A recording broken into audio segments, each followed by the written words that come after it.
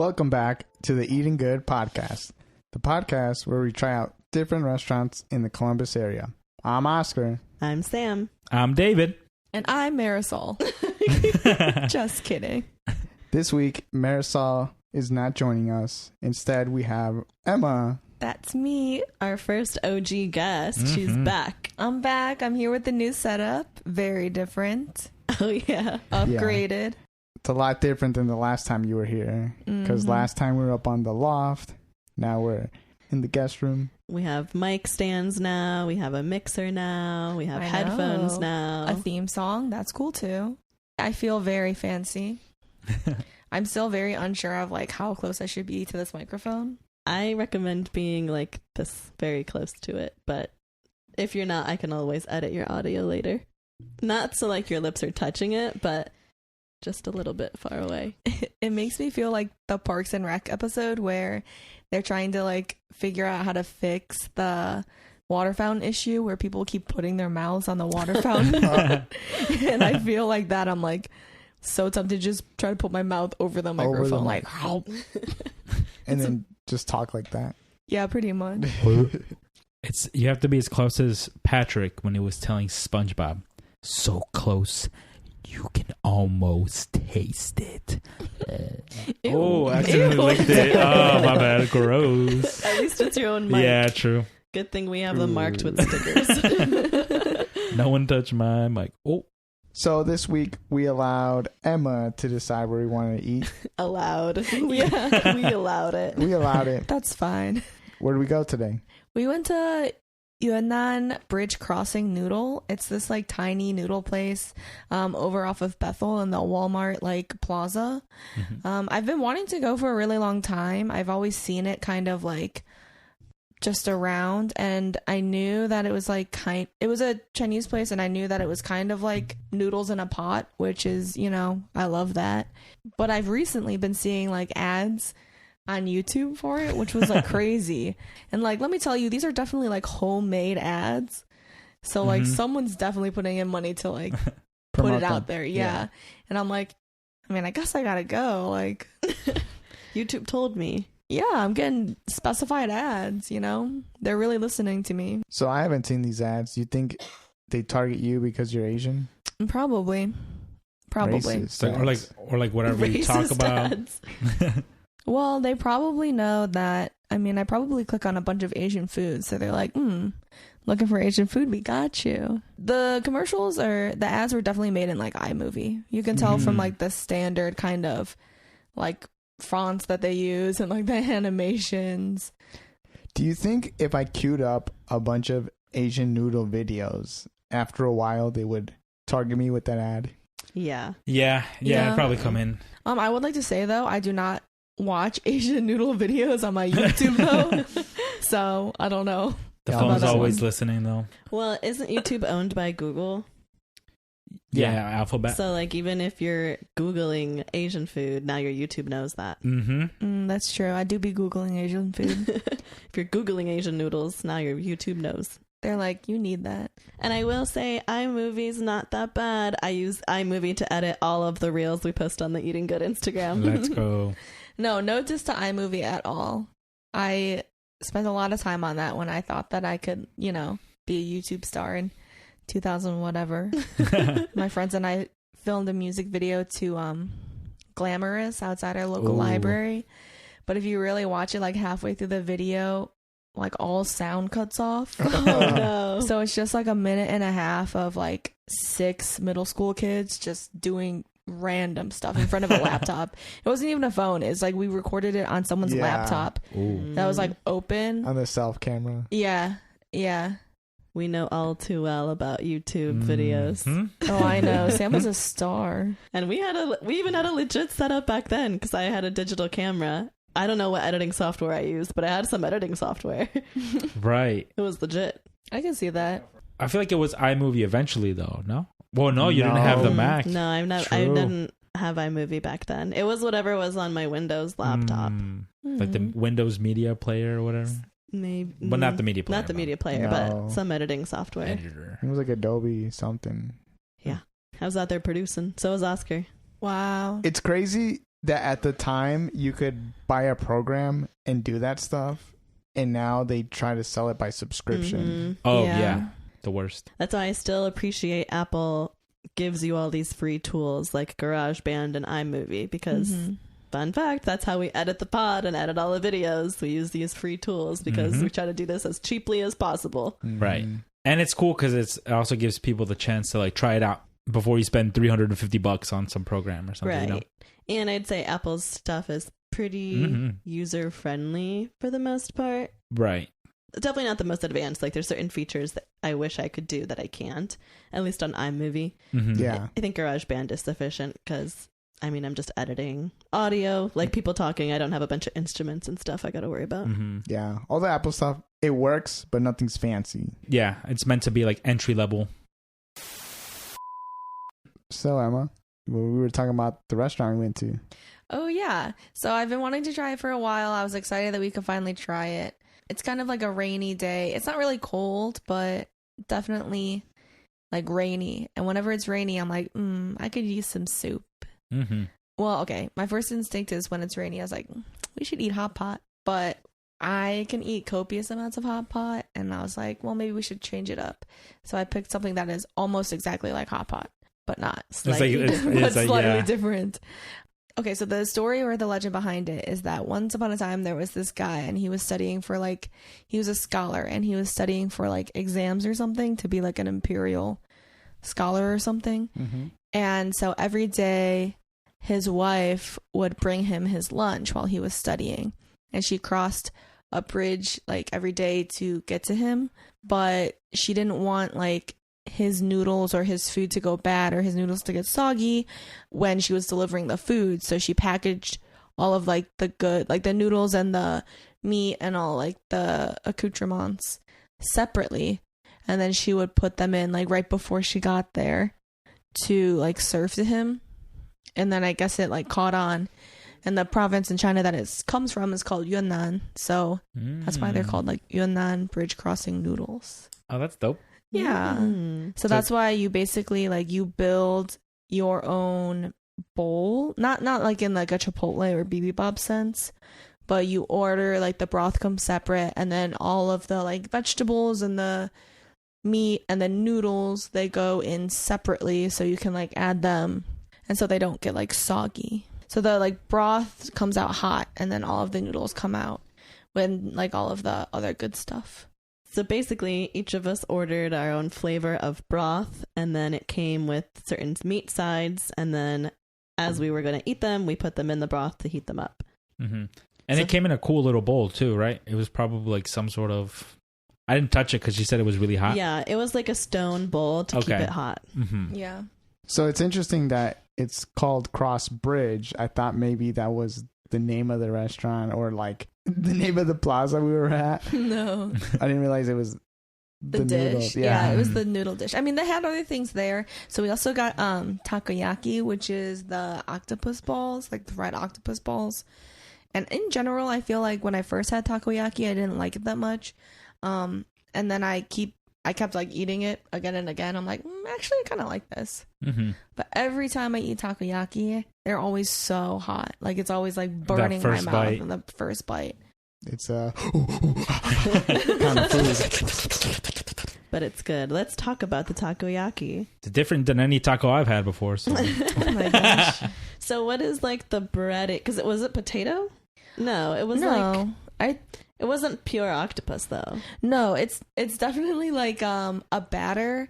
They have the round grill and it has little like half like spheres, and they fill it with some batter, and it kind of looks like pancake batter. Okay. Like it's the same kind of consistency. So they usually fill it like halfway. They put the pieces of the octopus in, and then the way that they do it is they use like a couple sticks to flip it, and every time they flip it a little bit, they add more batter.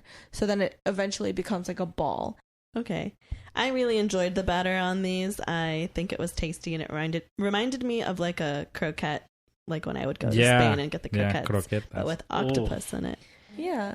And it comes with I think it's like Japanese mayo, and I want to say like a sweet sauce. I don't know what it is. I don't know. I don't think it's like eel sauce, but it's a different kind of sauce. Yeah, it was like a sweet soy sauce and a mayo. Yeah. And I really enjoyed the sauces on it. Yeah. And then it the also bonito comes with flakes, right? Yeah, the bonito, which I really like. Yeah, that was the first time I So think good. I've seen those bonito flakes moving. Like they were flipping flopping around. Yeah, they do that sometimes. they're, It's like, really because they're light. so thin. Yeah. Yeah. And I think it was maybe a little windy or drafty. Because when you were taking the video, it was crazy. I was like, whoa, it looks like the fish is almost alive. Yeah. Yeah, it was fresh. They just killed the fish Yeah. right as they were bringing it out. They just flaked it so it wouldn't get soggy over the bridge. Oh, there you go. I like takoyaki now. I've decided. Let's give it our ratings.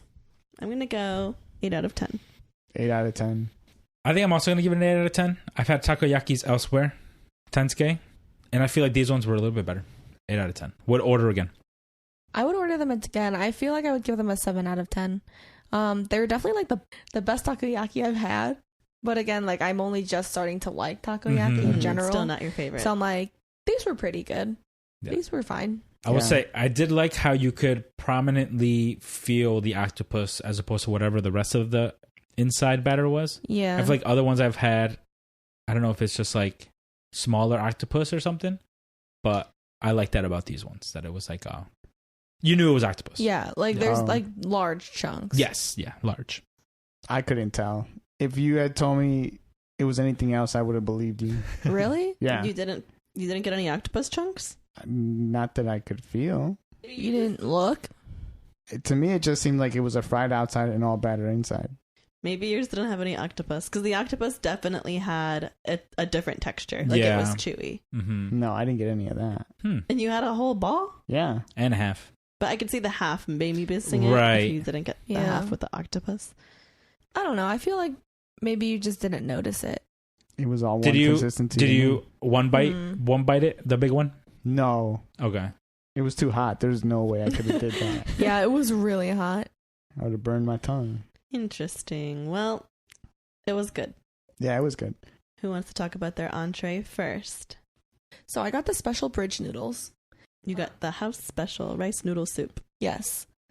It came with beef shank, scallops, squid, shrimp, connie, Crab meat? crab meat. That's the connie. Oh. Yeah. And a bunch of other vegetables. Luna agrees. It was really good. And then I really liked the noodles because they were rice noodles, but not the kind that you have in like pho. Or anything. Yeah. They were like thicker than that. And I really liked that consistency of noodle. Mm-hmm. I liked my broth because the stuff that you could put in it that like came besides the meats. And I got mine with beef. It came with like corn, green onions, bamboo, wood ear mushrooms, one tiny quail egg, which was really cute. Mm-hmm. And then also something that was like, it tasted like pork. Or it tasted like bacon, kind of. It tasted like fried, like deep fried bacon fat. And that was really good in my soup. And then it also came with pickled vegetables. So when I added that to my soup and I was like eating it, it did kind of remind me of like this other Chinese dish called like sour vegetable noodles or sour vegetable fish, swan cai yu. David, you've had it before, actually. The time that you and Marisol came over for Lunar New Year and you had COVID, Sam. Mm-hmm. Good times. It was like that like fish dish that we had, and especially that was Oscar's good. dish, because he got like a sour broth that really reminded me of like that dish, and I really like that dish a lot. I like that the broth itself reminded me kind of like ramen broth. If you get like the paitan like ramen, either like tonkatsu or chicken, like the kind of silky, like thicker broth, which I really liked. So it's kind of like a little bit of everything, like best of both worlds, I guess. You know, like a nice hearty broth. These really kind of, I wouldn't even say like that heavy of noodles, like lighter noodles. And like, I feel like I had a lot of stuff in my soup, which made it like worth it to me. And it came on a bridge, which was really cute. Yeah, yours was cool. Yeah, because you got the house special. It came on the bridge. I was like, dang, that looks so cute. Yeah. I wanted to feel special. And all the like ingredients for the soup, besides the noodles, they come in these tiny little like white dishes. And you wanted to steal them. No, yeah. Did you steal any? No. Okay. You're welcome. Mm-hmm. But you know me and tiny dishes. I'm like, I gotta have them. Well, I feel like they probably have that problem a lot. So I feel like they were very quick to clear off our table. But also our table was very full. Yeah. True. I appreciated that they came to clear it off quickly because I was like, yeah, we're done with that. All of these little dishes now. Mm-hmm. Yeah. And it's like so quick and easy to build. So like once like it's not like we had a bunch of stuff sitting on the table. Yeah, as soon as they put all the stuff down, it just took us seconds to dump everything into the broth. Yeah. Yeah. I was like the last one to get moving on the soup. And I was wondering if like you would eat it kind of like hot pot, like one piece at a time. But then I saw everyone else was just dumping it in. I was like, oh, I'm just going to do that. Yeah. Because it's not hot. It's gonna, or it is hot, but it's not going to stay hot. Right. Yeah. Because it's not on a continuous boil or like it's not on a hot plate. So I wanted to put all the ingredients in there to make sure they all got warm. And even the server was like, meat first, like the raw meat first. She told y'all like to give it like the longest time to cook. Similar in like when you eat pho, like you usually pour the broth over the hot broth over the meat. Mm-hmm. But similar in where like you're putting raw beef or like raw meat and letting the broth cook it, which I like. Okay, I would give mine like an 8.5 out of 10. Nice. I think I prefer hot pot, but it was like a really good soup overall. So I think like an 8.5 out of 10. Nice. I can talk about my dish next. So I got the seafood rice noodle soup, and the seafood included shrimp, crab meat, scallops, clam, which I didn't like because it was really chewy. Yeah, I don't love clam. Squid, octopus. I think that's all the seafood it had. So it did have a lot of variety, which I really appreciated. I was in a seafood mood, and the broth was very seafoody, but I really liked it. I didn't think it was overpowering. It was just like the perfect touch. I really enjoyed it overall. I would definitely get this broth again if I went back. I'll give my rating an 8 out of 10. It was really good. I enjoyed very much. So I ordered their golden sour soup beef rice noodle. Mine wasn't as fancy as your guys's because mine just came with beef. Oh my gosh, Luna. I don't know what she's like. Hey! I like how she's doing it right into the mic while Papa's talking. It's so funny. She wants to be heard. So, my golden sour soup. Oh my god. She's waiting for you to talk. Luna, no! So mine just had the beef and all the other vegetables. I'm not going to list them all off. I did get the quail egg, or it was pretty good. And I think I did like my broth out of all the broths we got. Though server said it was a pickle-based broth, apparently. I couldn't really taste pickles, but you could definitely taste the sour, especially when you got to the bottom. It was like a lot more sour at the bottom. I assume she meant pickles, like as in for pickling vegetables, not for like pickles specifically. Pickled vegetables. Pickle. Yeah, that's what I figured too. Because I'm like, that would be kind of weird. Just a broth of pickle juice. That would be super sour. It'd probably be a bestseller though. Yours especially love like reminded me of the dish that I was talking about earlier because it has that like same sour flavor. Yeah. Yeah, if I came back, I would get this one again. I'd give my bowl an 8 out of 10. Maybe I'd go with the 8.5. Because I do like that it was, you threw everything in kind of like hot pot, but it was like personalized. Yeah. Whereas hot pot, I guess it depends on where you go. It can be a group thing. So you have to kind of just compromise with the group.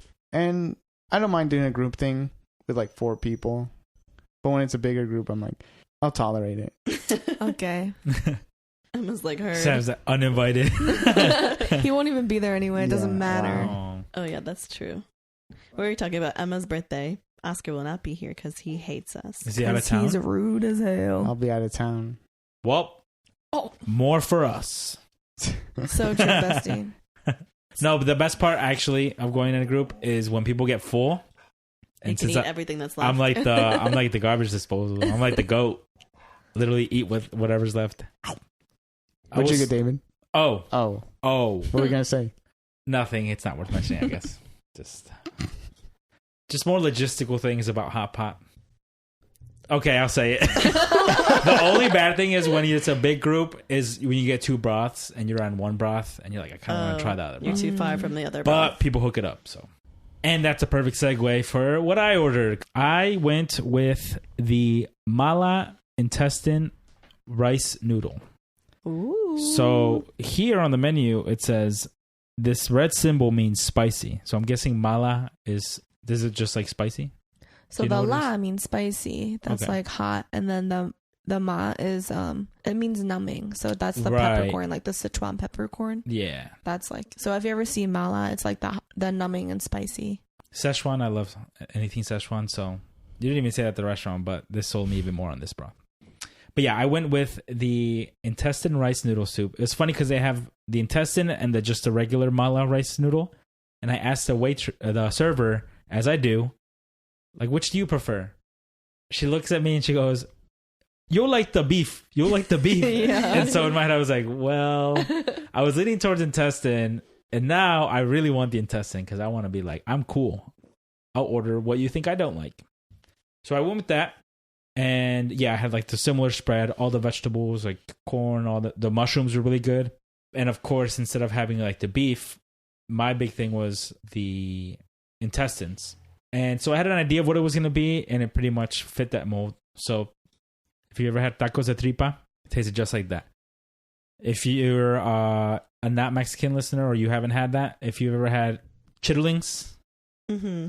that's another thing. I never made that connection that that's what it is, because I always see people talk about how they don't like that, but I love tripas. So this was great for me. I really enjoyed it, and I like how it came paired with the spicy broth, because I think it did impart a different flavor that you wouldn't get in the tacos aside from like salsa. But obviously this numbing Szechuan pepper was different, and it kind of toned down the flavor of the intestines a bit, which I'm sure other people appreciate. Like I said, I like that flavor, but it just made it a little more like silky with the broth and balanced. Mm-hmm. Nice. It was spicy, but I will say it wasn't like overkill spicy, where, because I didn't really eat much today, so on an empty stomach you eat something spicy, it could really mess you up. Mm-hmm. I think part of it's that again, that silky broth kind of balanced it all out and makes it easy on the tummy. It definitely warmed me up. Great for a gloomy, rainy day. Yeah. And so I'm gonna have to give it a 8 out of 10 as well. Nice. I think if I were to come back, I might get what Emma got, because that looked really good with all the stuff. It was so good. Yeah, I'll definitely try something less spicy next time, probably, just to try more things.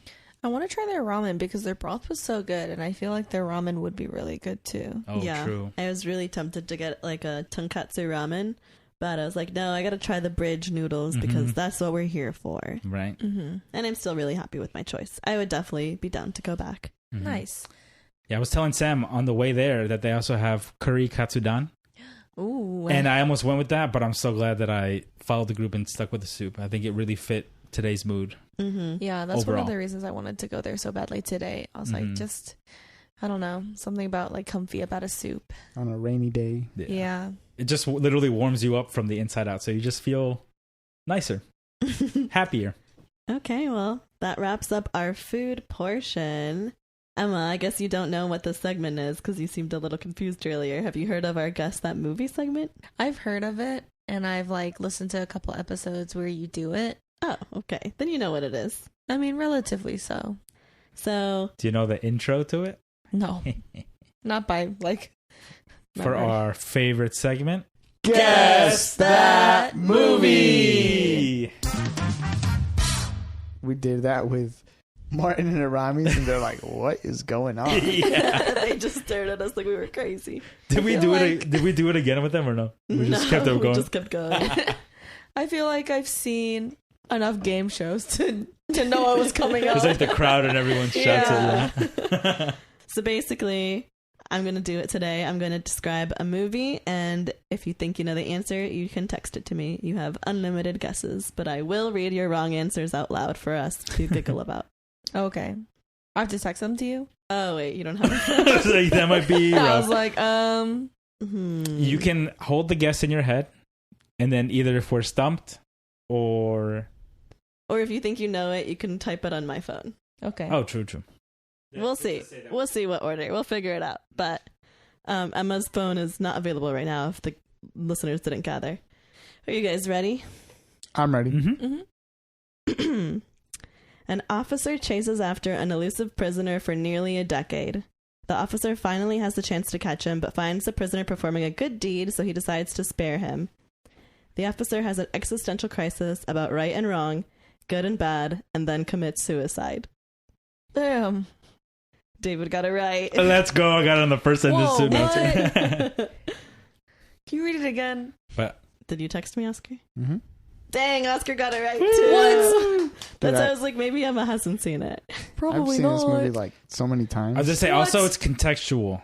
Wait, was that the whole description? Yeah, but I actually wrote a second description that I Okay. can read. Do you want the first description or the second description? The second one. Okay. This is on the other side. After being a prisoner for almost 2 decades, a man is released and changes his identity, resulting in him breaking his parole. He commits his life to religion and helping people, but for years he has to avoid an officer who knows his true identity and would take him back to prison. You can say it out loud because they already got it right. Okay, but what if I say it out loud and it's wrong? That's then we'll laugh fine. at you. It's fine. Oh. Play it. Is it lame? Yeah! Yay! It Les is. Miserables. Yes. I did know it, and I've never seen it. I told you I know things. Okay, good. Yeah, that's like, I don't know if Emma's seen it because I've never heard her. Like, we've never talked about it, and I love this movie, so I feel like if you had seen it, we would have talked about it by now. I mean, we've talked about it. But not in, like, detail or anything. I think that in like 8th grade or in high school, we watched part of it in like choir class. Mm-hmm.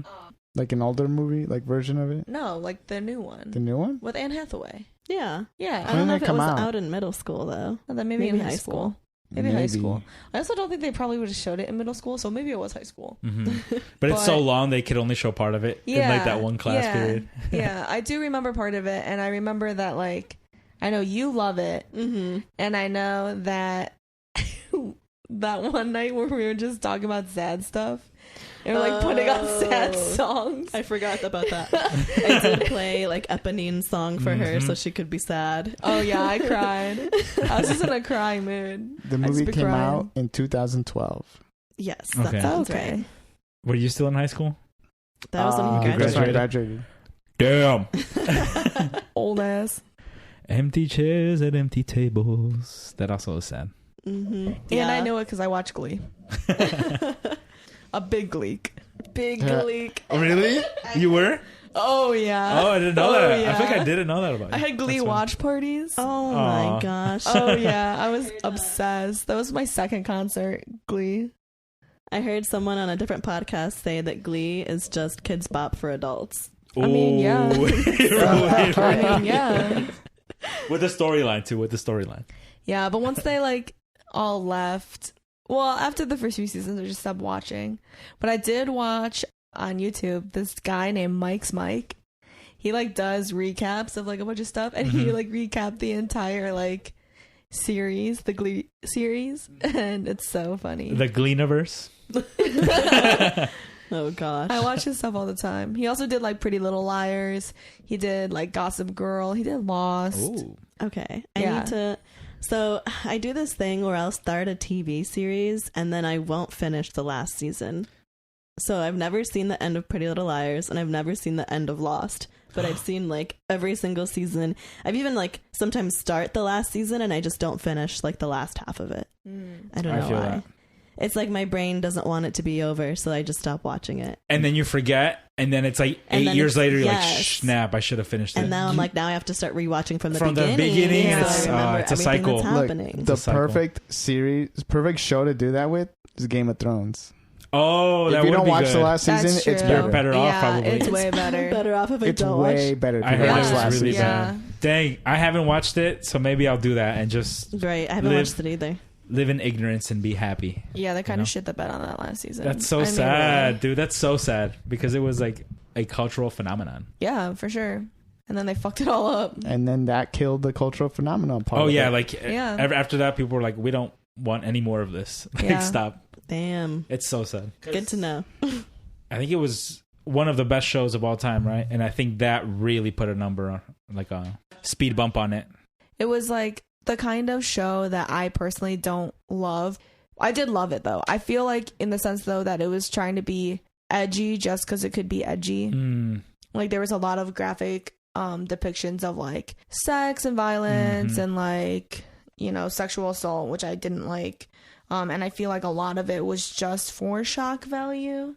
Like not all of it needed to tell a good story. So I think that's also why it was so like controversial or in the media or so popular, because like they're like, oh, it's so raw, it's so real. And I'm like, I feel like it is in some senses, but I did like that it was so quote unquote real because it felt, I guess, more like you were in the universe or like in that world, because like realistically the world wouldn't like shy away from stuff like that. Right. Yeah. It's like almost it didn't romanticize what it would have been like back then. I know it's in a fantasy world because of the dragons and all that, but like, you know, I feel like a lot of media will romanticize like medieval times and stuff, but it's like it was pretty like the fucked bad up things back that then. like go on. Yeah. Well, I do feel like the first half of the show like was like that, where it's like, oh, we're in this medieval style world, but then towards the end of the show, it was more like we're on a set. Yeah. Dude, the Starbucks cup thing. Did like you guys ever less see world that? building. Yeah. The blooper. And if it was like there was people, like there was a crowd, it was because it was like a scene where they needed there to be people. A bunch of bodies. Whereas in the beginning, it's like you just have two characters like walking and talking, and they just happen to be in the market, and there's people around them. Well, like it came out before COVID, right? Yeah. Oh wait, the last season? Yeah. I don't remember. Yeah, because I graduated college in 2019 and my friend was really into it. And I think it was either coming out as it was, because she made me watch the first 2 or 3 episodes. So I saw part of it. Okay, because I was going to say maybe it like felt different because it was filmed during COVID or something like that. Yeah, it came out 2019. Oh, okay, then never mind. Funny story. When I studied abroad in Sevilla, they film a lot of their stuff in like ranch areas in the Mediterranean. And I was walking through the plaza where like the fancy hotel was. And there was a bunch of people, and I was like, oh, let me see what the fuss is about. And I walk over, and it's a bunch of Game of Thrones fans. And some of the actors were, like, taking selfies and waving each other. And I met the blonde guy. I think his name is Jamie or something. I didn't meet him, but I was, like, probably my distance to your distance. And very close. I was like, picture. But everyone in front of me was, like, beautiful Sevillan women. Oh, yeah. And so when he saw me, David. he saw my phone. He's like, gotta go, guys. And then he left. And I was like, oh, man, I can't even like rub it in my friend's face that I should have like took a photo. But good times. It was cool. That's why I don't watch the series, because he shunned me. He snubbed you? Yeah, Okay. he snubbed me. I feel like The Boys is very similar. Like a lot of people like The Boys. Right. I know this boy likes it. Maybe I'm too squeamish. I'm like, they're so mean to each other. I'm like, they're so mean to each other, and they're just like so violent. And I'm like, Well, that's why I like it. Because I'm sure it is. If you had that much power, you probably would be a jackass. It's also one of those things where it's like realistic, you know? Nuh-uh, you've watched One Punch Man and Mob Psycho. Yeah, but those are animated. So it's the same premise. But not realistic. Not realistic. Yeah. I would say it's like, I feel like a lot of those shows, you know, we'll do it. Like I said, I watched the first 3 episodes of Game of Thrones, and it was like raunchy and gory and stuff like that. So that probably is what attracts the crowd. But then once they have so many seasons and they're like critically acclaimed, they probably do start like overdoing it for like their pleasuring themselves reasons. Well, I also feel like you said, it was like it's to attract a crowd at first, but then like, you know, I feel like if you do it properly, you know, it adds more impact. Like if I'm just watching like a bloodbath, after a while, you know, you kind of get desensitized to it, so it loses like the shock value. It loses like less of a meaning, I guess. You know what I mean? Right. Same thing with like Westworld. The first season, and I'd say even the second season, are like really good. I loved Westworld, the first and second season. And then after that, it's like, okay. Yeah. Now you're just dragging it on. Yeah. I think if you just watch season 1, that's all you really You'll need like to get see. hooked. Yeah, season 1 is probably like The a best. standalone story. Yeah. Season 2 is good though. I feel like it had like an appropriate expansion. Yes. Don't watch season 3. Just don't watch the Sam. You got it right. Don't watch the last. Sam's season of onto anything. something. Fuck that. You can create your own endings. To be honest, exactly. Well, because like for example, Pretty Little Liars, they do like a 5-year jump forward.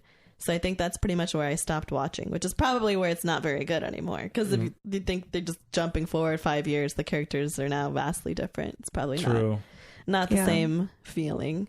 No, I do eventually want to watch the ends of these shows. I'm just conflicted about rewatching the whole thing or just going right to the end. Yeah. I should just go to the end to get it over with. Just like the last episode, like the last scene? No. Or like finish it. Like finish the episodes I haven't seen yet. Okay. See, I haven't finished the last season of Parks and Rec. So Really? I've made up my own ending. It's so sad that everyone in Pawnee died. Oh my gosh. The asteroid was crazy. I also have not finished Parks and Rec. That one I watched until Leslie moved to become mayor. She moved somewhere, and then I didn't continue watching. I love Parks and Rec. I think that show is so funny. It is really fun. I think it just was, the season wasn't out yet when I binged it. Yeah. And then I never circled back. Never I think went back. same thing with Brooklyn Nine-Nine. Yeah. Sadly. But I do like both of those shows. I like Brooklyn Nine-Nine a lot. I feel like for Parks and Rec, it's a little long. They drag it out a little bit, but I do think they still end it pretty well. Like, it's not too long. Like The Office, they dragged out for sure. Yeah, Oh, 'cause with it was like, so popular. Yeah, but I feel like they didn't feel like do that with Parks and Rec as much. You know, it's funny that you brought up Brooklyn Nine-Nine because I do think it has one of the final season is one of the weakest seasons. See, I haven't even watched the final season. well, that's like the big complaint with The Office is like, you could have just ended when Michael left instead of bringing Will Ferrell and Yeah. Robert But the last California. episode, I don't know. The last was episode is touching. really cute. Yeah. Yeah. Yeah. I liked it, you know, obviously. That is one Yeah. show I have seen the whole thing. Nice. Maybe it's easier to name the ones I have seen all the way through. The Office, Friends, How I Met Your Mother. Okay. Oh, yeah. I've seen How I Met Your Mother all the way through. Oh, Criminal Minds. Dang, isn't that one long? That's long. Yeah, Criminal I Minds was is a long obsessed one. with that show. I would watch like 3 episodes a night until I finished the whole thing. I got deep into SVU. Have you finished Grey's Anatomy? Well, it's still going, so Oh, you can't be finished. Well, maybe you're a future traveler. I don't think so. Create your own. I am not caught up on the most current season, but I am confident I will get caught up. Okay. See, I don't even know. Don't they have like 46 seasons or something dumb? No, I think they're close. They're like around 20 or That's getting still close crazy. to 20. But good for them, man. Good for them. It's longer than Supernatural. So still working on Grey's Anatomy.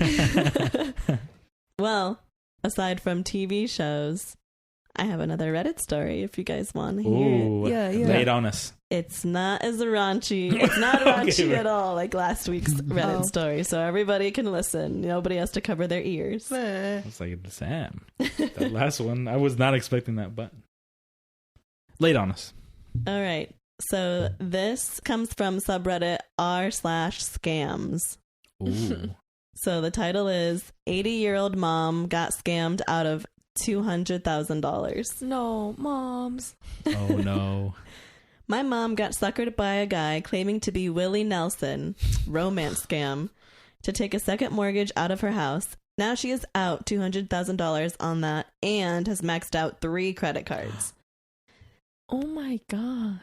The guy would send deposits to her account and ask her to then send money somewhere else, mail large sums of cash, send crypto, buy Apple gift cards, etc., which she would do. Then the deposits this person made into the account would fail and she would be stuck owing the money. This happened several times and she should have known better, but she didn't. Now her credit is wrecked and keeping her home is in question as she can't afford to make the payment on her original first mortgage and now this $200,000 second mortgage. Does anyone know of a legal path to unwind all the fraudulent charges? So far, neither the bank nor credit card companies will help her. Dude, That's I just so got sad. lightheaded. That's so sad. I feel like that's more wild than the other one. So the OP also commented to give more context. After being scammed by the first person impersonating Willie Nelson, the real Willie Nelson reached out and offered her a solution. It was to sell her house and live with him in Austin on a house that he was buying for $600,000. All she had to do was take the proceeds from her home sale and give it to him. She was about to do that too. She had a realtor come over that day, and she only told me about it because I was asking questions about her house being for sale. She stopped her then, right? Yeah, so the Oh my OP stopped the mom with that gosh. one.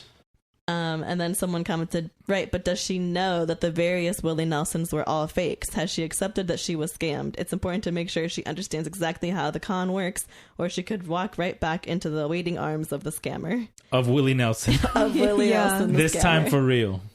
Yep, and OP said, it took a lot of convincing by me, but yes, she does now seem to understand she's not actually in a relationship with Willie Nelson. Oh. Well, like, okay, I guess how did she think that like Willie Nelson was contacting her normally? Probably like social media. It was maybe like a fake Willie Nelson account. And then they started texting, is my guess. Right. Have you never seen like those This is DMs not where it's like, hey, this is the real Michael Jackson. I just need $600 if you could send it over so I can come visit your city. And then the next message is just, hee hee. Okay, I feel like when we were in school, we were specifically taught internet safety. Mm-hmm. Like how to find credible sources, how to like see if something is a scam or not, basically, or like just how to be safe or smart on the internet. Like check your sources, double check them, don't trust people on the internet, you know, stuff like that. And I feel like older generations obviously weren't taught that because they didn't grow up with technology. Mm-hmm. But I feel like even younger generations don't have that. Like the how to be safe on the internet. Well, I was talking about this the other day. I feel like we're kind of in like this middle ground where we grew up where all this technology was developing and we were like taught these things, but now the younger generation is just like, here's everything. Just Yeah. figure it out. Have Yeah. fun. We saw the inception of all the technology, so we kind of had to learn how it works.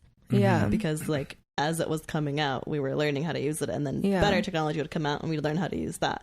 But we still learned like the basics versus kids now, they just have like everything that they want Everything. at their disposal, Yeah. but they don't have to know the mechanics behind it or like what came before that. Right. Because Yeah. like when we were on MySpace, on Facebook, on Instagram, on Twitter, like there wasn't that many people on there, or at least there wasn't as many like bots or like scammers. Yeah. I mean, they probably still were, but you knew, oh, this is the one Justin Bieber account. Yeah. And like now it's like there's so many fake accounts. There's so many like you come into this world, you grow up, you get on social media, and it's already established. There's already so many people on there. Yeah. Whereas Yeah, you're we just- were like the first people on there. Well, you would think that they would like teach it even more Mhm. now. Mm-hmm. But like, I mean, when I was growing up, I had like technology class. Mhm. Did you guys have technology class? We had Nah. computer lab, but it was just like typing Typing. Yeah.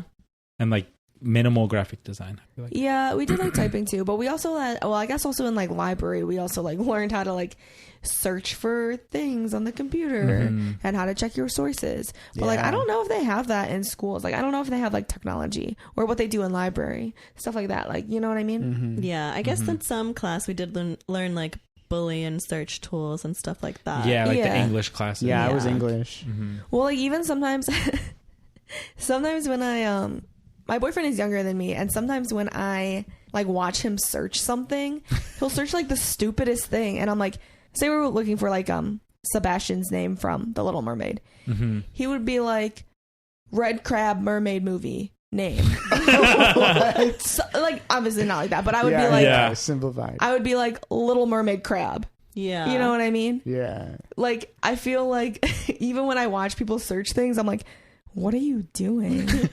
Like, That red motherfucker under the sea, under the sea. like be direct or specific like that. I don't know. So I'm like, maybe they weren't taught that in school. Or He's something. giving the internet context clues to what he's looking for. Yeah. I'm like, just ask it directly. Yeah. The only time I shoot from the hip like that is like when I'm looking for a song and I just type whatever lyric I think I heard. Yeah. Oh, Yeah. And then sometimes you get lucky. I feel like it's gotten better now. But I remember back like when I would go to your guys' house to find music in like 2009 or something. Oh my gosh. It would never find the song for you. Is it Reebok or not? I think about that at least like once every 3 months.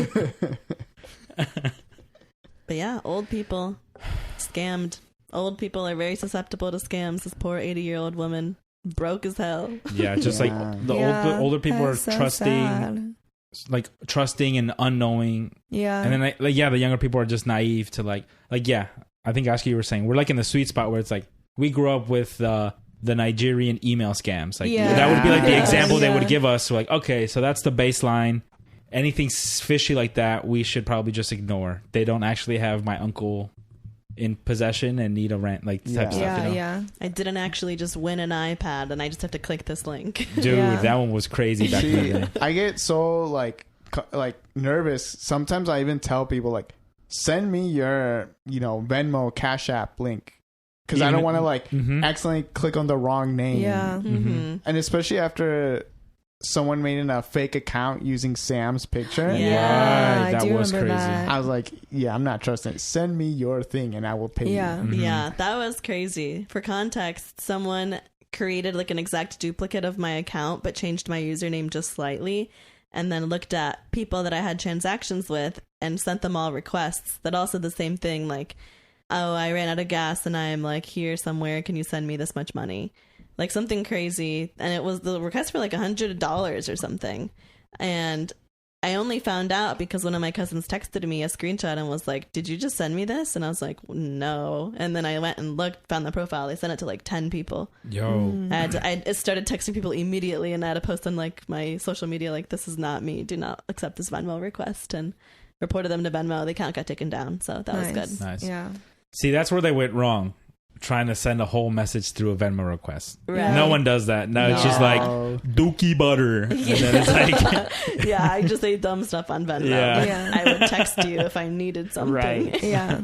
I feel like I was fortunate in which my mom thinks everything is a scam.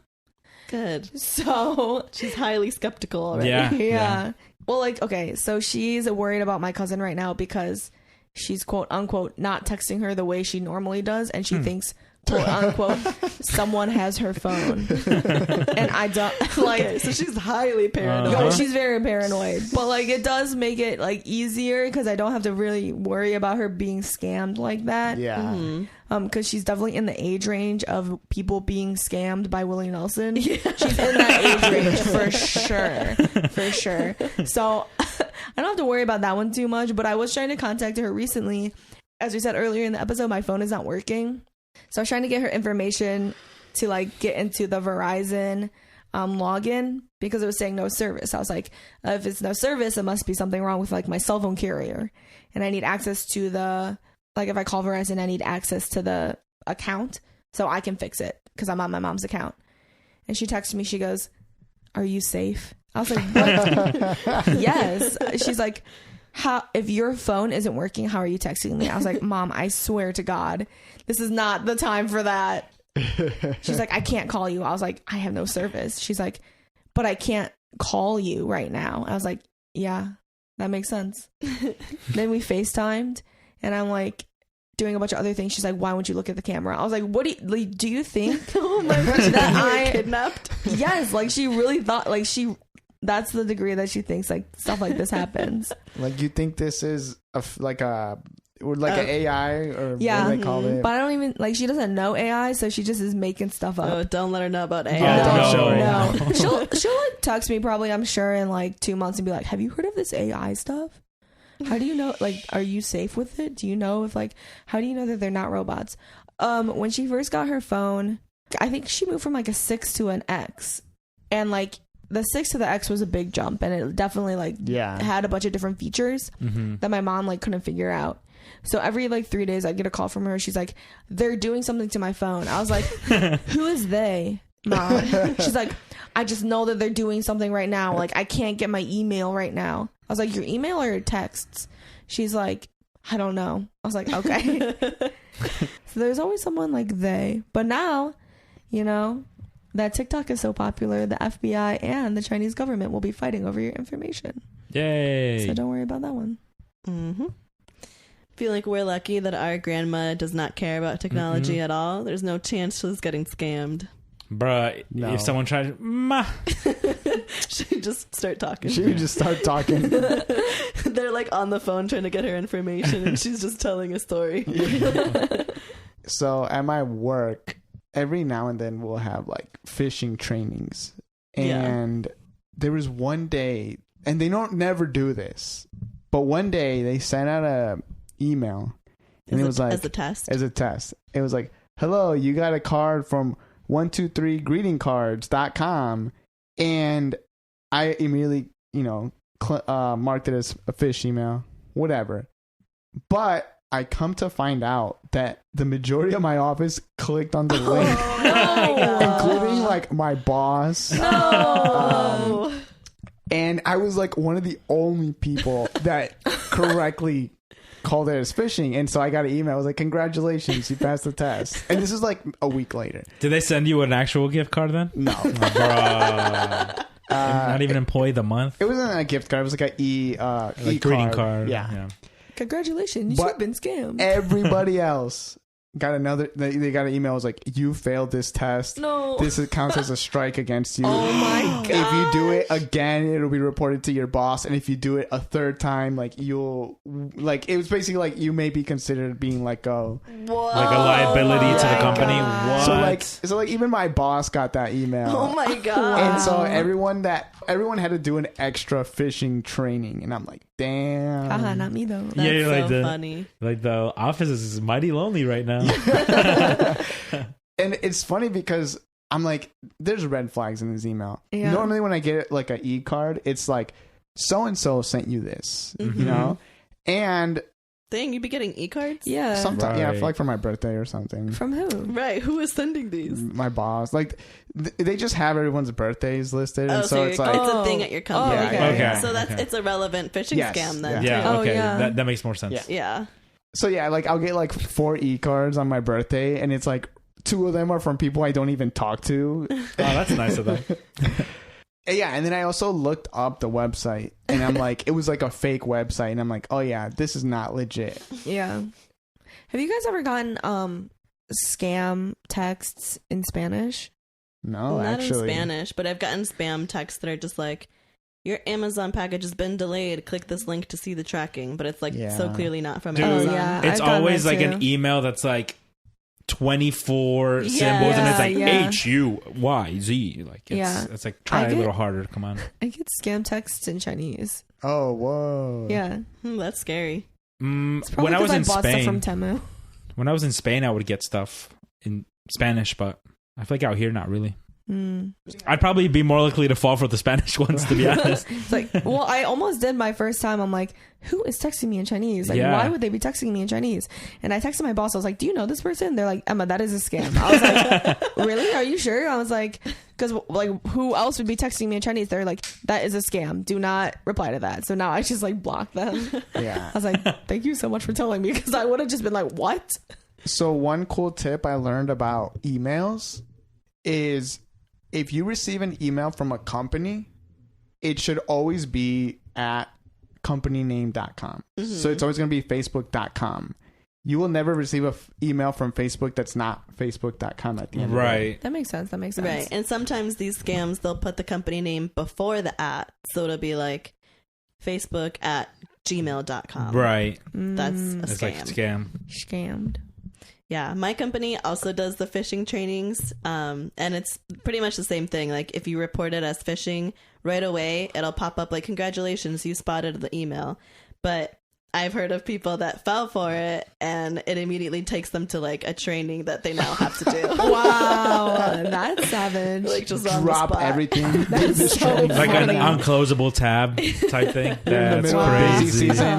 season. Oh, Don't get Don't got. get Don't get fished. scammed. It'll teach you. No, yeah, I'm definitely on the cautious side. I'm just like, I don't know this number. I don't know this email. Delete. Yeah, yeah. I'd be signing up for shit though. So like, Just put your social security number here. Yeah. well, I'm just saying, like, Facebook ads will get me. It'll be like, oh, put your information and we'll send you. Like, actually, I did one today. They're gonna send me a little sample of this perfume or cologne. But I've done Facebook ad ones before, and I have received a little sampler Okay. colognes. So I will say for anything that I do think like is fishy or like stuff that I don't want, like having like my more personal stuff, I send it to like a very old email, like my junk email basically. So if I'm ever like, I don't know about this one, or I just feel some type of way about it, I'll send it to like the junk one. So even if they have that, like it's just a bunch of old information that I haven't used in years. I feel like I haven't gotten many phishing scams. I feel like it was more prominent in college. I feel like something about the EDU, or maybe it was maybe just like on my campus, but they would also send us reminders like every semester about that.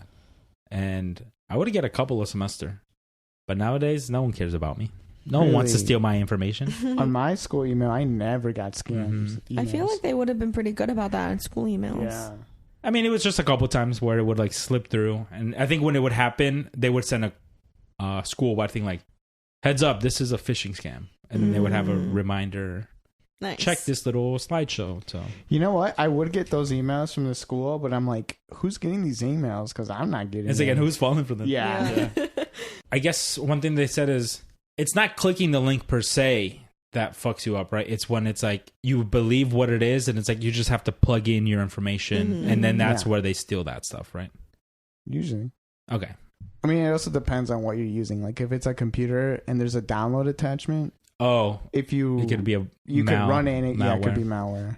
Well, thankfully I'm not getting those now, but for our listeners, don't get scammed. So I heard that one of the biggest timeshare scammers is actually the cartel in Mexico. Interesting. So I guess there's a lot of like timeshare scams in Mexico, and the cartels just happen to be like in the cities where those scams are, those call centers, and they just basically took them over. So what is the scam? So like they'll like call people that own a timeshare, and they'll say, "Oh, we want to buy your timeshare," or the other way, they're like, "Oh, we want to sell you a timeshare," and they'll say like, "Oh, if we want to buy it, just send us a little bit money. Like we're having issues with the, it's processing fees." And then they'll come back a little bit like, "Oh, we need a little bit more for the processing fees, but we guarantee we'll give you back all your money." And so people will just kind of keep sending them money. And I heard that it's kind of also like, I don't know, it's like a mental thing. Like you get to a point where you're like, no, I don't want to believe that I'm wrong. Yeah, Yeah, especially if you sending more money. invested money. Yeah. It's like the Sunk sunk cost fallacy. That's tough. That's unfortunate. And then it's like once you start questioning them, like, hey, when am I going to see the contract or whatever? They probably just go ghost. And if you're wiring them money, it's like you can't get it back. Yeah, they can probably trace it. Yeah, you're not getting this back. shit from the corner store in fucking Tamaulipas or something. Like that. So this is not. I mean, it kind of falls in the category of a scam, but I heard that if you ever get your phone stolen and you put it in like lost my phone mode, it locks it and nobody can do anything to unlock it. Like there's no way to hack it if it's an iPhone. Like it's impossible. And when your phone is like lost, you can also track it. And so I've heard stories of people that get their phone stolen, they put it in lost mode, and they see it tracked all the way to like China. And when you lose your phone, there's an option to put in like contact this phone number if found. So the person that has the phone stolen now in China, they'll text that number and be like, "Oh, I have your phone. You should erase all of your data on it. But to do that, you have to take off the lost mode." And that's the scam. So you should never take it off lost mode, because once you take it off lost mode, they have access to your phone and they can now resell it. Like swipe it completely. Swipe it clean and resell it. But if you don't take it off lost mode, they can't do that. So they tell you to make you scared, like, I have all of your information. You should erase it. That way nobody else will get it. So take it off of lost mode and erase it. That would have got me. So I'm really glad you're bringing this up. But that shit would have got me. Yeah, but if you don't listen to them, your information is still safe. They cannot access it while it's in lost mode. And if you never take it off lost mode, the only thing they can do with the phone is like take it apart for parts. Okay. And it's like, that's good to know. And then know. your information will be gone in the abyss anyway. So. And they can't make as much money if they take it apart for parts. Okay. Man, we got to get to the point in technology where you can be like, Siri, self-destruct. And it just blows up across the world. This phone will self-destruct in 10 seconds. They're like, oh, snap. And they just throw it like in the movies and it blows up in the air. I feel like it only really needs to melt like the inside.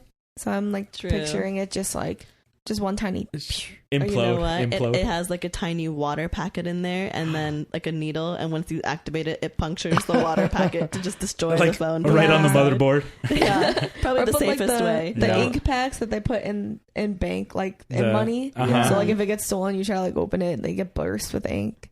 So you try to open up the phone, it gets like wrecked. Yeah. See, I was thinking that maybe you're like on your watch or on another phone, it brings up like a bar, like the volume bar, and you can turn up how big or how small you want the explosion to be. Mass destruction, Trying to please. destroy their house. It's a factory in China all the way up. Boom. Have you guys ever seen where like at festivals where they catch people who have like stolen phones and they like open up the bags and it's just like phone after phone after phone after phone after phone? No. Really? I've Dude, seen a bunch of videos like that. Dang. And it's like people really be stealing phones, obviously, and stuff at festivals. Dude, Some they people- probably go for the purpose of Yeah, that. literally, Yeah. people just go to steal phones. I've seen like videos where they like caught the person like stealing a phone, and they like open up their bag, and it's just like handful of phones, like handfuls. Like, of how them. many do you think? Like 10 or like 20? Or No, like 20, like more than that, Dude. like a ton of them. Especially, I feel like at like Lollapalooza or like huge festivals like Tomorrowland or Ultra. Like at Ultra, I bet that is so prevalent. Oh, Yeah. yeah. When I was in Spain for like my internship abroad, so I was still a college student, some of the college students in my group went to a music festival, and one of them got her phone stolen. She had it in a fanny pack that was like on her waist, and it was in front of her. But still, a person just like unzipped it and grabbed it and walked away, like as they're walking by. And apparently it was like this person just walked in a straight line and like robbed a bunch of people in that straight line as they walked through. That is so, yeah, I mean, they're pros. Yeah. They're It's great like- at pickpocketing. And yeah, it's probably super lucrative. You paid $350 for the weekend pass, get 20 phones, Mhm. bruh, come up. I feel like if I go to a huge festival like that, I want one of those like retractable keychains that they make for phones. Yeah. So like you can It's put like- it like it's on your just on me. phone, and it's like someone tries to walk away with it, that bitch coming right back, Right back. Yo, you try to steal It's my like, phone. oh, I saw that. hmm You just got to make sure the cable is super strong. They can't like rip it or cut it. Yeah. Well, I think it's like one of those. I think it's like a wire cable. Yeah, that makes Something sense. like that. Hard to cut. Hopefully. But if they let go of it, it's gonna hurt when it hits you. I'd rather have a bruise shaped like my phone. Yeah. And Didn't still it have stolen. my phone. Yeah. Especially after today. Okay. Yes. That new phone. Guys, you guys know how directionally challenged I am. I've just been raw dogging driving places this entire weekend. Beast. Like sometimes, like I had to drive to Jackson's house or Jackson's parents' house in Westerville. So I followed him there, and then he left for work, and I had to drive to a bank. Didn't know where that was. And then I had to drive down like around Polaris, just driving. Yeah. It was scary. I was terrified. Did you feel alive though? No, Mm. I'm terrified of being lost. I mean, that's how people used to do it. Dude, I MapQuest know. was crazy back in the day. My dad was a big MapQuest guy. We got to go to the library or the salon to print out. Oh, actually, we had a printer back then, Yeah. specifically for Get the MapQuest. directions. Specifically, Dude, This but is it'd the be like, MapQuest printer. This is- Shoot, I remember that in Yahoo Maps. You download the Mhm. directions, dude, Yeah. print them. the MapQuest when we would drive from home to Mexico, crazy. I was looking at it as a kid, and it's almost even crazier now with GPS. I'm like, how do you know, like, when you're driving, like, in 147 miles, you need to take this exit? But my dad is really good with directions. So Yeah. Yeah. he always had the big atlas, Mm-hmm. like the travel atlas. He was a big road trip guy, too. I could never. I could. You just No. open the map and you keep your finger on the route, and then every time you make a turn, you just move your finger. Traffic slows down and it slows Yeah, down like, as well. ooh, you stop moving. I remember the first time that my mom and I used the GPS. We had like it was called like the brand was TomTom, I think. Ah. It's the TomTom GPS, and it was just this old British man, and he would like be like, get on the motorway. And we used it to get to my one cousin's house in Pennsylvania. And I just remember my mom was like so excited about it. She was like, oh my gosh, it took me right to like her door. Like, we're right here. Like, I just followed it. And like, it's there. But now my mom doesn't follow the GPS. So She's like, I know better. It's a scam. My friend doesn't use GPS either, and I feel like one of the benefits of like at least looking up where you're going, even if it's somewhere you've been before, is the GPS will like show if there's like an accident. Yes, if Yeah. there's traffic. Yeah. So like if It's, it's like, taking live. you on a route that like you don't usually go to get to the same place, you're like maybe the other place was like other route was messed up. Yeah. I think that's one of the benefits of using like GPS. Mm-hmm. And the cops tells you where the cops Yeah. are. Well, yeah, the ones in our phones are crazy now because my dad also had like the actual GPS. Remember, like that was a whole market too. You would buy your Yeah. GPS machine. Yeah, my parents still have that. In Yeah, their and van, it's like a I- comfort thing for Or my actually, dad sometimes. If I feel anything, they might have gotten rid of it in the last year. like. 'Cause I think my dad might have gotten a phone stand, but last year, like they still used that when they would come down to Columbus. Right. They had my like Columbus. They'd be like Sam Columbus, and Uh-huh. they'd just click that, and it was a little machine specifically just made for GPS. Yeah. Yeah. And I almost feel like that's so convenient because it's its own thing. Yeah. Obviously, this is convenient because everything's in your pocket, Yeah. but it's like that's charming, you know, the Charmin Garmin because I think it was a Garmin brand. Yeah. But yeah, it's crazy how fast technology moves because, like I said, I was elementary school. It was MapQuest.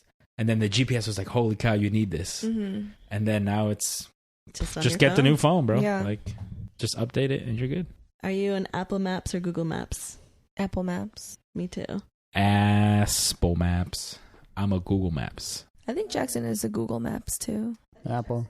Well, I know that Jackson likes Google Maps because if you look up a gas station on Google Maps, it'll tell you the price of gas, Ooh. which is kind of cool. That is cool. Yeah. Also, I think Google Maps is better at like telling you where the police are. Well, Apple Maps does it too. I It's know, the, but I speed feel check like ahead. I feel like I hear less on Apple Maps, even Yeah. like, but I see the cops out, but rarely do I hear like there's a speed check ahead. Maybe like just a few times. I hear Waze is really good about telling you Waze where is all of really the good. cops are. I used to use it, and yeah, it's like so accurate. I just like how Google Maps works or looks. I like how Apple Maps looks. I just don't know. Personally, I'm like, I'm not going to download another app when When my- one's already like right here. Right, like my phone already comes with it. Yeah. I will say people have always trashed Apple Maps and said it's so bad, but it has improved in recent years, and Oh, I for do sure. think it's better than Google Maps now. Because I've been with friends that use Google Maps and they always have stuff going wrong. Mm. And then I'll use Apple Maps. I'm like, this is right. Well, I will say also overseas, Google Maps, especially China, you can't use Google. Right. So, like Apple Maps, I think is a little, I don't want to say universal, but like I know I used it in China. We used it in Italy. Mm-hmm. We used it in Korea for sure. So like I feel like it's already on my phone. So it's just like easier to see. Okay, I think I found one of the gripes that I had. So I like with Google Maps, one thing you can do is like when you're already starting to your destination, you can like swipe on the next immediate direction and like swipe, be like, all right, what do I have to do in like the next 3 turns? Oh yeah. I do like that. I do like that. And I too. just tried on Apple Maps, and the only thing you can do is like bring the Yeah, list down. Yeah.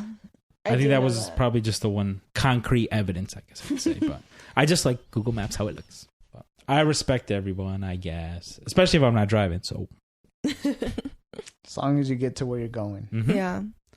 It was just funny because I think Apple Maps was kind of the leader in that, no? Because I remember growing up, this was before I even drove. The big thing was like, oh, why is Apple Maps having me drive into the lake or like into the water? Yeah. But obviously they probably improved on that. Wait. Yeah, that definitely I doesn't mean, happen anymore. But because they were the paving the way, I feel like they had to just They had to take work those- out some Yep. kinks. Mhm. Yeah. So respect for that. Semi-tangent, but also kind of related. Speaking of Google Maps, have you guys ever played GeoGuessr? Dude, I've seen people play that game. I've not played because I'd be terrible. Yeah. Oh yeah, me I've played too. it maybe like once or twice, but if I can't read the language on the sign or whatever's around me, I'm not gonna do Well, it. you can play in the U.S. Oh right, Like you can choose, play just in the regions. U.S. Mhm. or you can do like world, or you can also do like landmarks. So they put you like close to a landmark, Okay. and like then you will know. But I think like it would be fun to do at least in the U.S. or something. No, I mean I Yeah. toyed around with it and it was pretty fun because once you get it and it's like, oh, 67 miles away. It's like, holy snap. Like, Yeah. I actually kind of guessed it. But the ones that you'll see like on Twitter or YouTube where they'll like look around real quick and then just like guess in like Yeah. 8 seconds. They're like, oh, well, the grass is, it's Australia. It's like, Yeah. what? Shout out Geo Rainbolt. Yeah, they look at like the soil and the grass growing and like, oh, that type of tree. Like, oh, I know it's this city in this country. I'm like, what? It's like, how do you, I mean, it's like their game, right? Yeah. Obviously, Well, but also I it's- think they have not just like region specific, but I think they have like easy mode. So they like will put you in like a relatively developed place or like a Mhm. relatively like well-known place where you can use context clues. Right. No, but the crazy ones are where it's like a middle of a highway, a Yeah, freeway, and it's yeah. just dirt and dirt, and they're like, oh, this is freaking Nevada. Yeah. Or they'll be like, this is like Kiev, Mhm. freaking Europe. And it's like, what? How did you know that? I think the one cool thing that has come out of that, though, is I don't know what the guy's name is. Maybe I don't know if you name drop someone a little bit. Geo Rainbolt. Maybe it's them or someone else. But people will send them photos like, oh, this is a photo of like my mom when they it's were him. young. Yeah, and he finds And exactly where it is. It's like, I want to know where this is at, but I can't really put the context clues together. And then they'll reply and Yeah. they'll be like, oh, this is the spot. And then you can go visit it. And it's so cool. Well, I think he originally also was like doing it where he was like being sent videos, or like sometimes like music videos, and he would be like figuring out where they were like shot and stuff, which Okay. was really cool. Yeah, I mean, that's a cool talent. I saw this one where this guy posted like a TikTok or something, and he's like, "Yeah, how does it feel to be short? I'm 6'10" or whatever." And then some guy's like, "Okay, let's see." He's like, "I see you're next to this building. I'm gonna prove you're not that tall." And he like flew to the city where the guy was and like found the spot, like the actual building he was standing by, and then like measured it. He's like, "Yeah, there's no way you're 6'10". He's like, "Even I'm taller than you." Dude, I think I saw that same one. It was like, each brick was this tall. And then like Yeah. measured the bricks. And it's like, dang, that Yeah. person got. Yeah. Yeah, I remember because I've seen like a similar video, and it was like I used like the size of his phone to measure like against Oh, him, yeah. and like do like based on the distance of XYZ, you know, I can tell that he's this far, and like so he's this many phones, so he's not that tall. You're right. Like, And it's so funny. They'll edit the phones. Like, Yeah. It's like, you are only 8.5 phones tall. Yeah. Well, that'd You're be not short. that Pretty tall. small. That'd be really short. I feel like you're taller than 8.5 phones, Oscar. Maybe. I don't know. Okay, well, okay. I'm just like rough estimating it right now. well, because a phone is like what? I know diameter wise, it's like what, 5 inches, 6 inches? What do you Like mean 4 diameter? Not inches? diameter. It's not a circle. Diagonal. I meant not diameter. Like, Diagonal. girl, go back to geometry. I didn't take geometry. I skipped geometry. Well, Dang, maybe you nerd. shouldn't have. It wasn't my choice. She just knows triangles. I don't know how I passed the math part of the ACT. I guessed. Wait, why did they make you skip it? So I transferred high schools my sophomore year. So like in public school, I did. It's called HIAG 1. It was honors integrated algebra and geometry. So it's like basically just both of them. So I did like 1 in 8th grade and then 2 in freshman year. When I transferred to my like other school, they like were like, "Oh, well, you're already in the honors track. So like we'll just put you in the honors track for math." So in my sophomore year, I was doing the junior year math, which was like honors pre-calc. So I just never took like a full geometry class. So like I don't know how to do proofs or anything like that. I don't think you do that in geometry. Yeah. I did that in calculus. Well, there's like, it's like the proofs where you have to prove it's a triangle. That's not what happened. They saw you and they're like, "She's Asian. She already knows this." Well, She's here's a what beast. happened. So when I went to go tour the school, or like I went to go tour the school, right? And the dean of the school comes up to me and she says very slowly, Oh, she no. goes, "Hi, it is so nice to meet you. We are so glad you're here." And I said, "Oh, thank you very much." Just regular speed. And she was like, "Oh, I thought you were the foreign exchange student." And I was like, "Nope, Not that one. Damn. That's not me. Sorry. That's fucked up. Yep. So who was the foreign exchange student? I don't know. I don't know. Or she just thought I didn't know English, maybe. Right. That's Probably crazy. both. You should have been like, yes, it is a pleasure. Your English is so good, principal. Oh, something like that happened to me on Sunday. Really? So I went to this Mexican restaurant with this group of people that they're Spanish speakers of varying levels, from not knowing Spanish at all to that being their primary language or their first language. It's like a Spanish speaking club. Yeah. Like a language exchange. Yeah, exactly.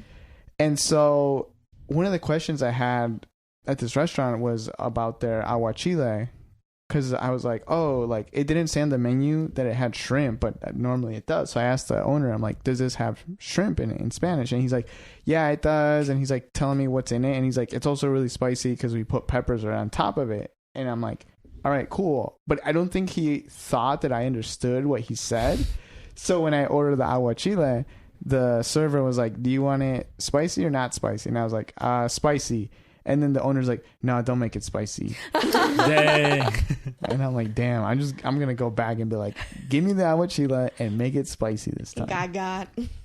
But it was fine because I was planning to share it with the table. So I'm like, probably better that it's not spicy. I went to this hot pot restaurant recently, and I went with my friend who's white, and we like got sat by like the person. And she, after a while, after we were eating, she's like, damn, we got sat in the white section. I was like, what? She's like, look around. And like the 3 other tables were just all white people. But on the other side of the restaurant, it was like 2 tables of like Chinese people. I was like, damn. Okay. That's fine. I feel like there's been many instances where people have just assumed I don't speak English. Dang. And I feel like that's just been a very common thing in my life. And I don't know why. Like, I feel like I'm very Americanized. I don't know if it's just because I'm like Asian or what. I don't know if you guys also experience that. There have been like many times where like people are like, you probably just don't know English. No. Not as much as I wish I would. If anything, I wish I looked more foreign, so that would happen to me. Yeah, like I think it'd be funny to fuck with people like that. Like, No. If anything, it's the opposite for me. Like, I'll be at a grocery store and a Hispanic person will be there that doesn't know English very well, and they'll be looking at me like, maybe she knows Spanish and maybe she doesn't. And eventually they'll get up the nerve to ask if I know Spanish. I'll be like, yeah.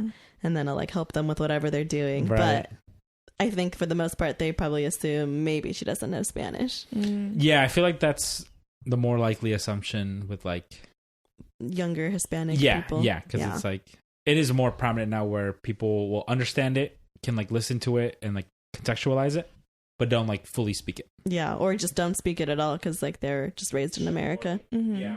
When I first started at the job that I work at now, in the back, there's this chef. And he is this old Chinese man, and he does not speak any English. And I was like getting a tour around like the place, and I look over, and like we make eye contact, and I can tell in his eyes he was like, "She's Chinese." I can just see it. He's like, "I see it." And then he came up to me and like spoke in Chinese. I was like, "I gotta break it to you, my Chinese bad, not what you're expecting, but I'll do my best." But sometimes I can just like see it in their eyes. Yeah, where it's like, I mean, I've had it happen too, where it's like people, yeah, like what Sam said, they're like, do they speak it or not? And then they hear me speak it and they're like, oh shit, like it's passable. Good. He knows what he's doing. He knows what's up. Nice. That actually reminds me of when I was in China. I don't think I ever told the story on the pod, but when I was in China visiting you during your study abroad, there was one day that I had like the day to myself because you had class or something. So I used my Apple Maps and got around the area I was in. I think I just went to like out to eat and maybe to like a shop or something. But while I was out, a Mexican dude was there and like was like, do you speak Spanish or like not Chinese basically? Right. And I was like, yeah. And he was asking me for directions to some river, but I mean, I just had my Apple Maps and I was like, well, I don't really know the area or anything. So I looked at my Apple Maps and I saw like this little tiny like sliver of water. And I was like, okay, it's to the west. I was like, it's that way to the west. And I pointed him to that direction. He's like, perfect, thank you. And he started walking. He just starts running. No, like he was going that way because I told him. And then I zoomed out a little bit more on the map and I saw this big ass river on the east side. And I was like, oh, this is definitely the river he was talking about. Like the little tiny stream I just sent him to is not going to be what he's looking for. Like it was a huge difference of like a little sliver stream. I was like, maybe that's it. Just zoomed out, huge ass river. I was like, oh. I sent him the exact opposite direction. And he's confidently going. Yeah. And that's not even like it wasn't even a language barrier thing. It wasn't like I messed up my Spanish. It was like just a technical error. Technical error with using a map. That's so sad. He's gonna go home and be like, yeah, I was betrayed. the Yangtze River was way more underwhelming than I thought it was. Or whatever river it was. Brick. I felt so bad. And I was like, I didn't even have a way to find him to like correct it. He was gone. You sent him on a side quest that he... Rude awakening. I liked when I was in China, when there was like foreigners. What? I'm just like, that guy's gonna be like, I'm never trusting any other Mexican that guides me in a foreign country ever again. Yeah, well, it was funny because when we were like, oh, we're both Mexican, we were talking about like just like where in Mexico our families are from and stuff. So it was like a cool little convo. And then I gave him the directions the wrong way. He's probably like, she's back there like, hey, got his ass. I felt so bad. That's so sad, but what can you do? I liked when I was in China because I would hear like foreigners speaking English, and if they like were confused, I would go up to them and be like, do you guys need help? And sometimes I would help them and they would be very surprised that I was speaking like English. Perfect English. Yeah.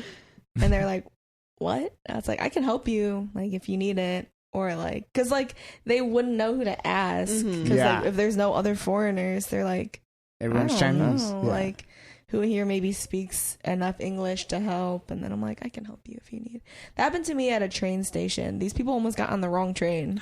They were like just talking about it, and I'm like, just so you guys know, like that is not this train. It's like this train is going a different way. And they're like, oh really? I was like, yeah, that like this right here. And then I like pulled out their ticket and I was like, this right here is like the gate, and this is like the train that you're looking for.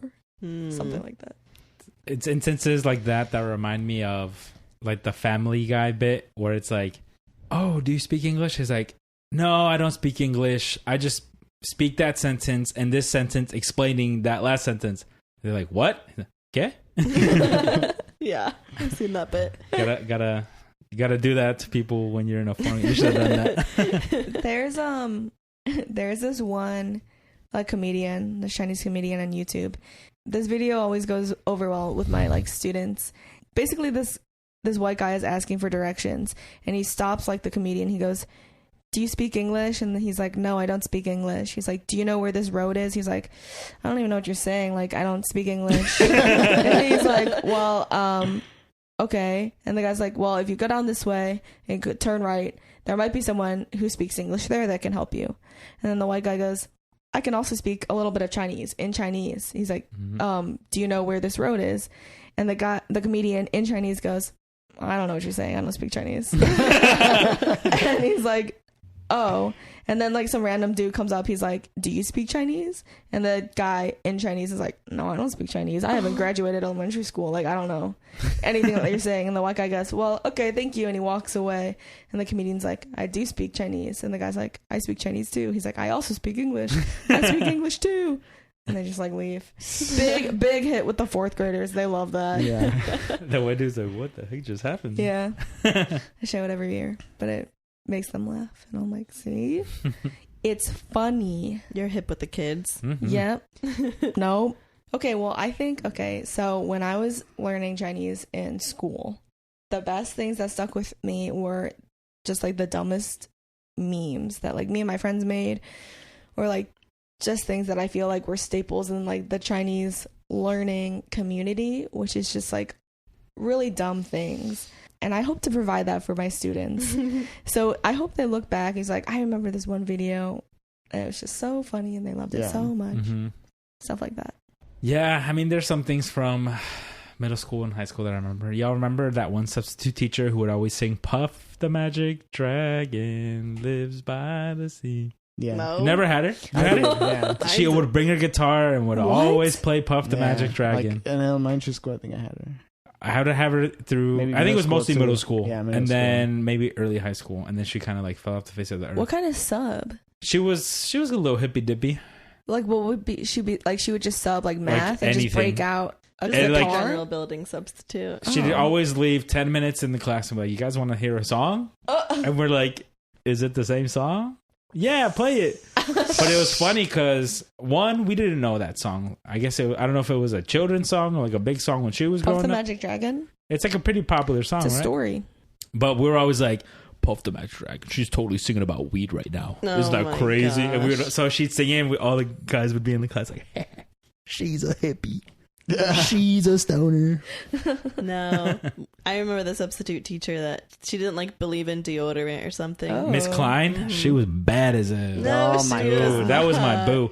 No, I loved when she would substitute chemistry class because I would sit in the front and I would just fuck with her the whole time in front of the whole class because she didn't like chewing gum because of the aspartame. And anytime you brought it up, she would always go on a rant about how it was causing cancer and it was really bad for you. Yeah, she had a bunch of conspiracy theories. Mm-hmm. And every time, multiple times in class, I'd be like, "Yo, Miss Klein, you want some gum?" She would hit the rant. And then like 20 minutes later, be like, "Oh, I'm getting another piece of gum. You want a piece of gum?" And she would just give me the look like, "No, I just told you I don't want this gum."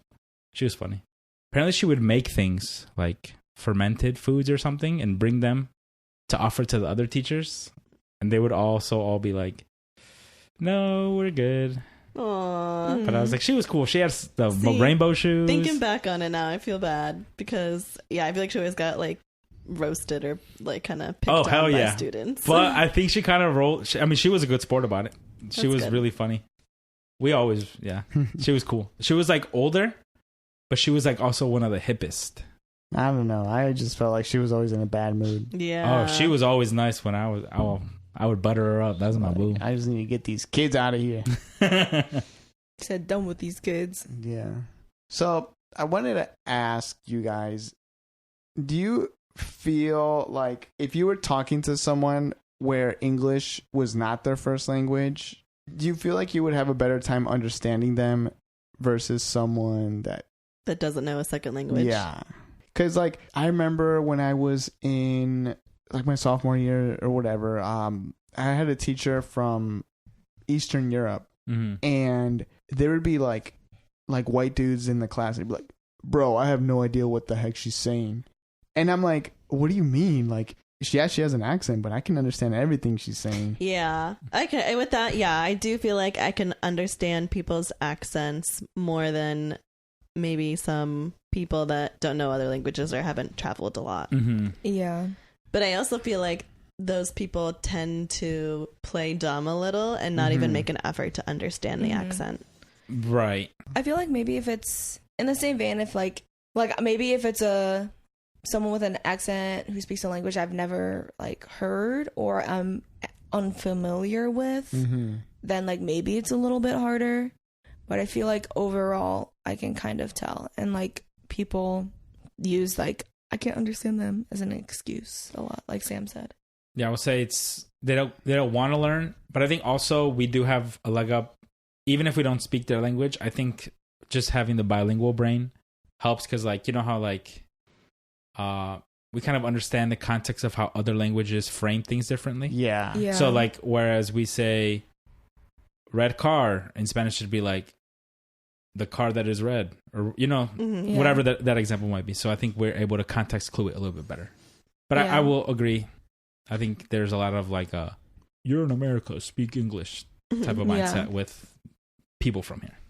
Because I also have that happen at work. I have a few coworkers that they weren't born in the U.S. And so, yeah, sometimes they speak, like they say certain sentences or words in a not common way you would hear it. I've had my boss come up to me and she'd be like, "Oscar, can you go talk to so-and-so? She was trying to explain something to me and I didn't understand." Oh. And I'm like, Wow. "What?" And I'll go and talk and I'm like, "Dude, that was so easy." Yeah, I think it's all about making an effort to learn try to actively listen. And if Yeah. you don't understand them, it's okay to ask them to like repeat it. Yeah. And like you said, actively listen Yeah. and like ask good questions as opposed to Yeah. just what? Yeah. What? Yeah. Or like, Yeah. yeah, like, because I'll ask the question like, this is what I understood. Is that right? Mhm. Or Yeah. like, this word is what I understood. Is that right? I mean, and they're always very receptive about it. But yeah, I think at my work, I actually work with a decent amount of people from different countries because we have like teams from India that we work with all the time. I have coworkers from Africa and coworkers from China. So like exposed to different accents. And then obviously I speak Spanish. And so Spanish accents are easy to understand. Mhm. You know, now that I think about it, everyone in my office is either from another country or is not well traveled at all. What are the the other? two opposite Yeah. spectrums. Like my one coworker is like, "Oh, I've never been on a plane." Not even like around the U.S. No. Wild. She's like, "Me and my husband won't go anywhere that we can't drive to and from."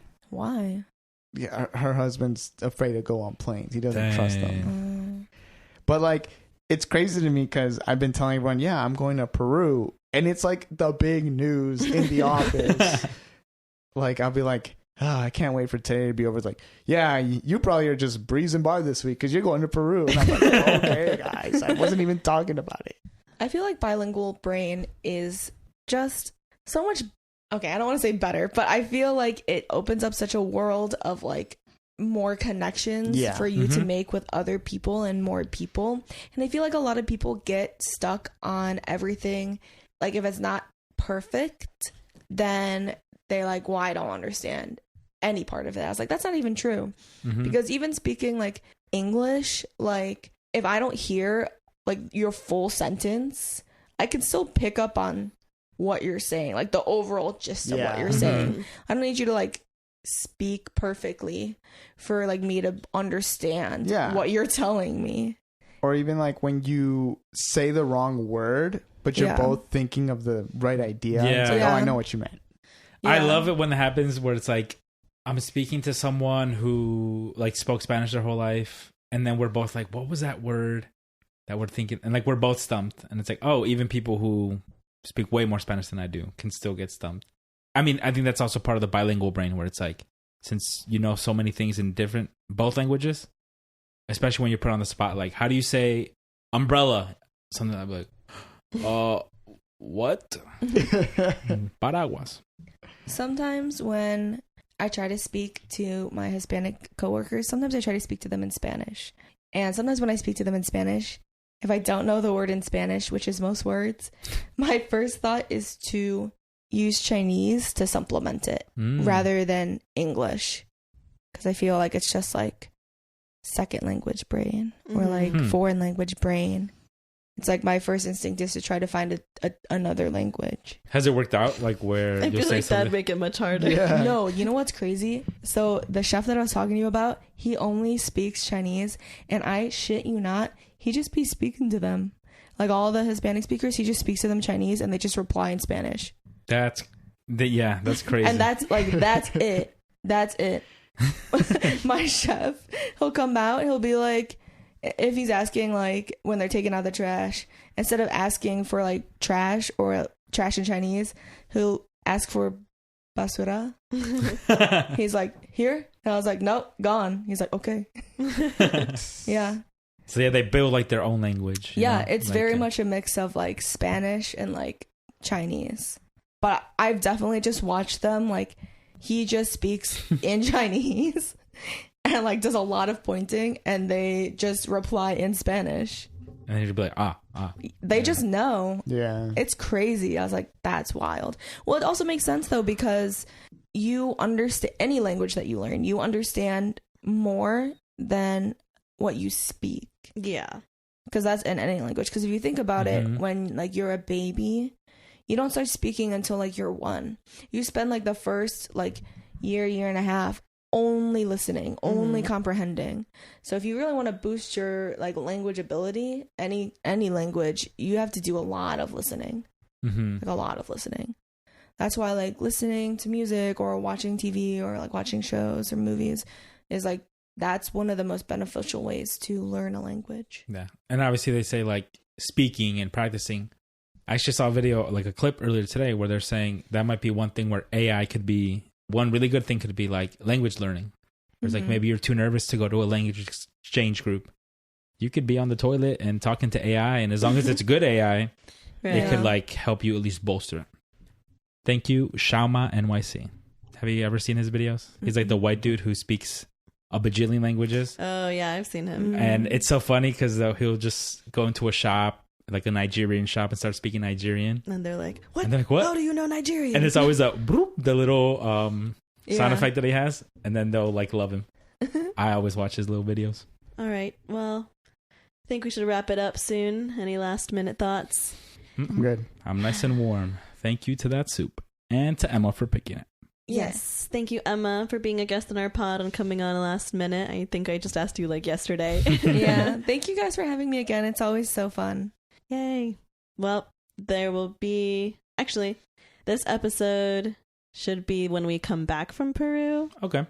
So there should be an episode next week. So, see you all next week. Don't forget to follow us on Instagram at Eating Good Pod and leave us a voicemail. Bye. Bye. Bye.